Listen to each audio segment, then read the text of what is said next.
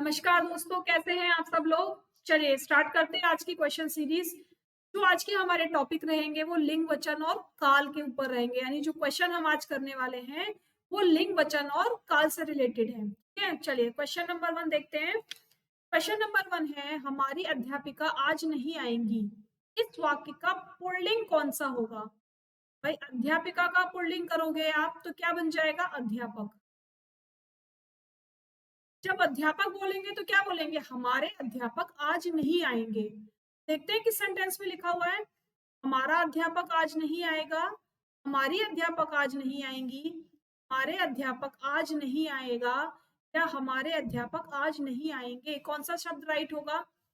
तो option number 4 हमें दिया हुआ है वह बिल्कुल एग्जैक्ट है। क्यों, क्योंकि बड़े के लिए हम हमारा नहीं लिखते ना, और आएगा नहीं लिखते। हम क्या लिखेंगे, एक रेस्पेक्टफुल वर्ड लिखते हैं कि हमारे अध्यापक आज नहीं आएंगे ना। तो ऑप्शन नंबर कौन सा हो जाएगा, नंबर 4 हमारा। देखिए, दाता शब्द का स्त्रीलिंग शब्द बताइए। दाती होगा, दात्री होगा, या दात्री होगा, या धात्री होगा। क्या होगा भाई, दाता शब्द का जो था वो दात्री होगा। Option number 3। ये भी कई बार क्वेश्चंस आ चुका है पेपर में, 2014 के यूपी टेट में आया हुआ है और बहुत बच्चे इसको रॉन्ग करके आए थे। तो अब आप लोग ऐसा मत कीजिएगा। आप लोगों को याद रखना है कि दाता का जो स्त्रीलिंग होता है वो क्या होता है, दात्री। ठीक है, ऑप्शन नंबर 3। इनमें से कौन सा शब्द स्त्रीलिंग है, पढ़ लेते हैं एक बार। क्रोध, बुढ़ापा, छाया, चयन।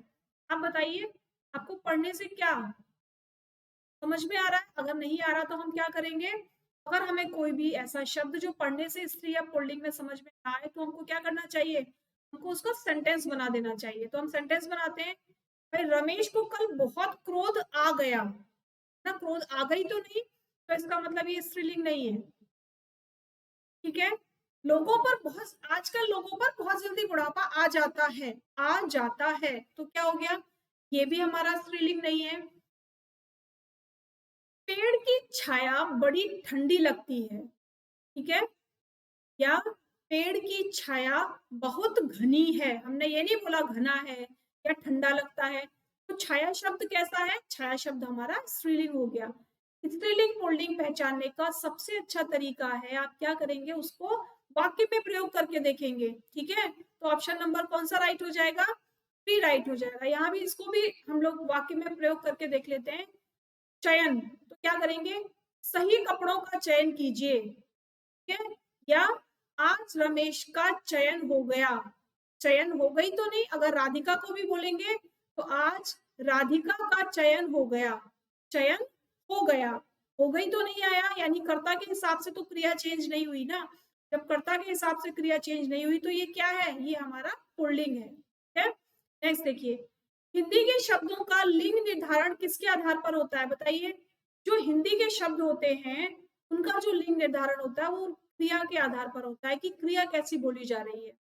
रमेश कल आएगी, रमेश कल आएगा, तो आएगा आएगी क्या है, ये क्रिया ही तो है। भाई देखो, अगर हम बात करें मनोज, तो मनोज लड़की को भी कह सकते हैं और हम लड़के को भी कह सकते हैं, लेकिन यहाँ पर हम बात मनोज लड़की के लिए कर रहे हैं या लड़के के लिए कर रहे हैं। हम किस तरह से निर्धारण करेंगे, इसका लिंग के आधार पर करेंगे। लेकिन लिंग कहाँ से आएगा, जब हम पूरी क्रिया बता देंगे, यानी पूरा एक सेंटेंस बना देंगे, तो बोलेंगे मनोज बहुत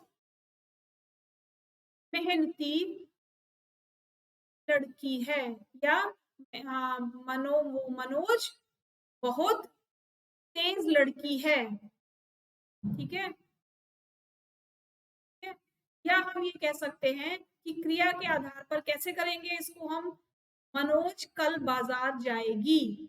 मनोज कल बाजार जाएगी। अब देखो, जाएगी क्या है, क्रिया है। क्रिया के आधार पर हमने इसका निर्धारण किया कि ये जो मनोज है ये स्त्री के लिए प्रयोग किया गया। तो ऑप्शन नंबर कौन सा राइट है आपका, यहाँ पर ऑप्शन नंबर 3 आपका राइट है। ठीक है, नेक्स्ट देखो, कवि का स्त्रीलिंग। देखिए, मैंने जब भी आपको पढ़ाया है कवि का स्त्रीलिंग बार बार यही बताया है कि ये जो शब्द है इसका स्त्रीलिंग बनाने के लिए भी आ जाता है, इसका स्त्रीलिंग ऑप्शन में भी आ जाता है, या कभी कभी ये पूछ लिया जाता है कि बताइए इसको किस प्रकार लिखा जाएगा। ठीक है, तो यहाँ पर हमारा जो कवयित्री होगा वो कौन सा ऑप्शन राइट होगा बताइए? कवयित्री होगा, कवित्री होगा, कवियित्री होगा या कवयित्री होगा? जल्दी से बता दीजिए कौन सा ऑप्शन हमारा राइट होगा, बताइए। जो ऑप्शन नंबर 3 है ना, 3 कवयित्री, ये बिल्कुल करेक्ट लिखा हुआ। आप इसे बिल्कुल याद कर लीजिए, अगर आपको याद नहीं होता तो लिख लिख कर याद कर लीजिए, क्योंकि ये क्वेश्चन आपको अब की बार भी सुपर टेट में या फिर यूपी टेट में, सी टेट में मिल सकता है।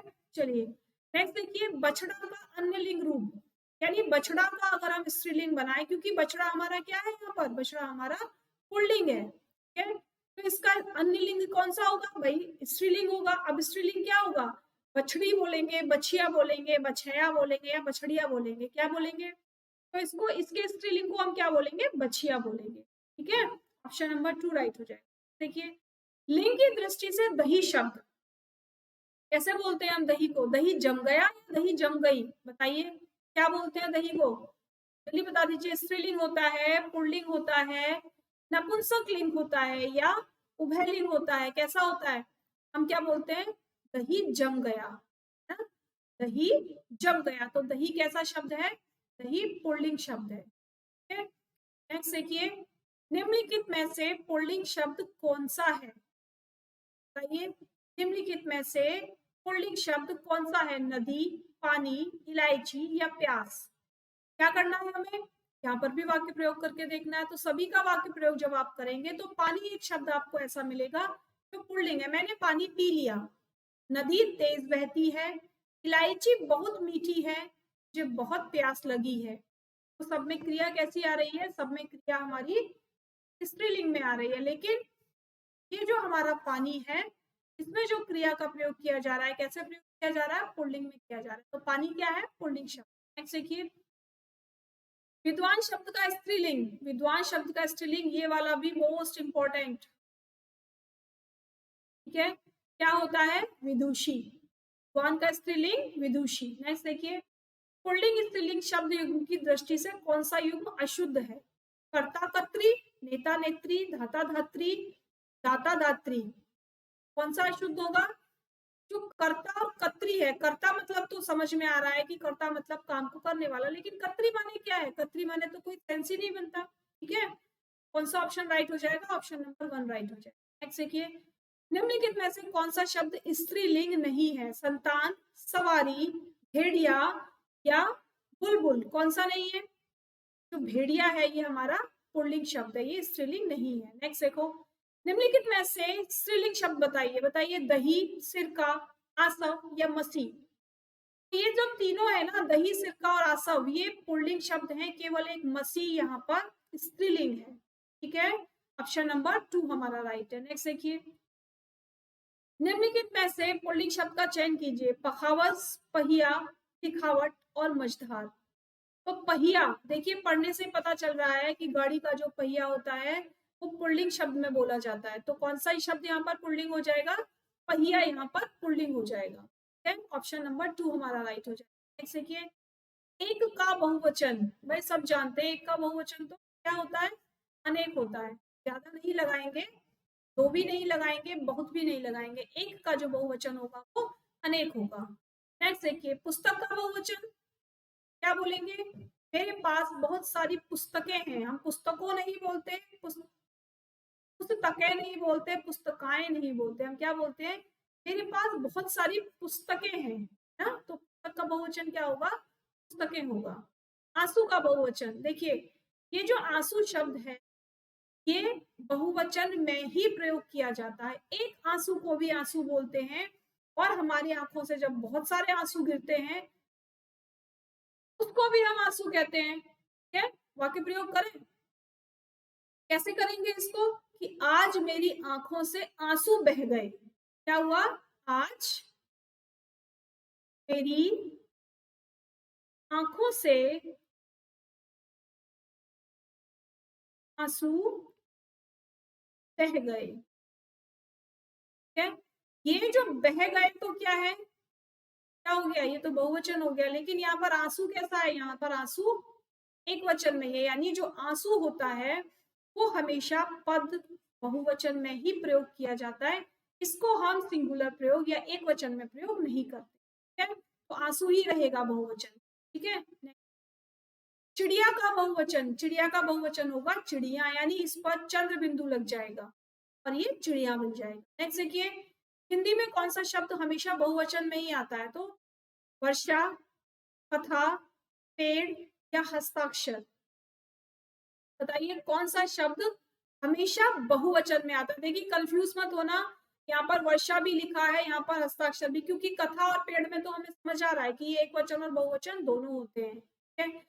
लेकिन वर्षा और हस्ताक्षर, वर्षा को हमेशा एक वचन में प्रयोग किया जाता है, क्योंकि कितनी भी जोर की वर्षा हो रही हो, कितनी भी ज्यादा वर्षा हो रही हो, हम क्या बोलते हैं? वर्षा हो रही है। तो वर्षा को हमेशा कैसे प्रयोग करते हैं? एक वचन में प्रयोग करते हैं, ठीक है।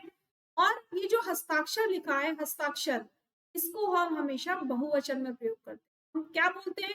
आपने हस्ताक्षर कर दिए। जी हाँ, मैंने अपने हस्ताक्षर कर दिए। ऐसे तो नहीं बोलते कि आपने हस्ताक्षर कर दिया, नहीं बोलते ना, क्या बोलते हैं? हस्ताक्षर कर दिए। तो हस्ताक्षर हमेशा कैसा प्रयोग होता है?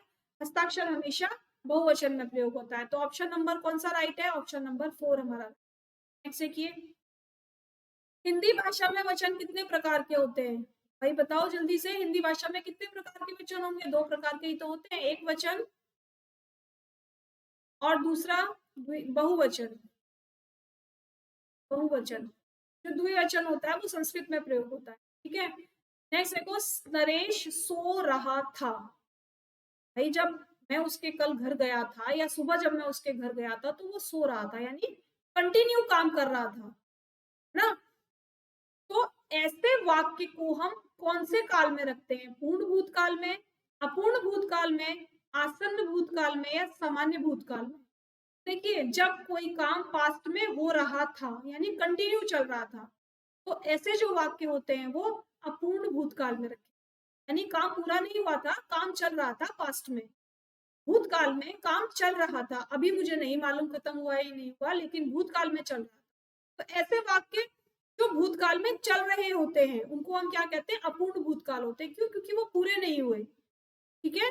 नेक्स्ट देखिए, निम्नलिखित में से किस वाक्य में भविष्य काल है? मैं आभारी हूँ, मैं आपका आभारी हूँ, मैंने एक पेड़ काट लिया, मैं पुस्तक पढ़ने वाला था, या मैं आपकी प्रतीक्षा करूंगा।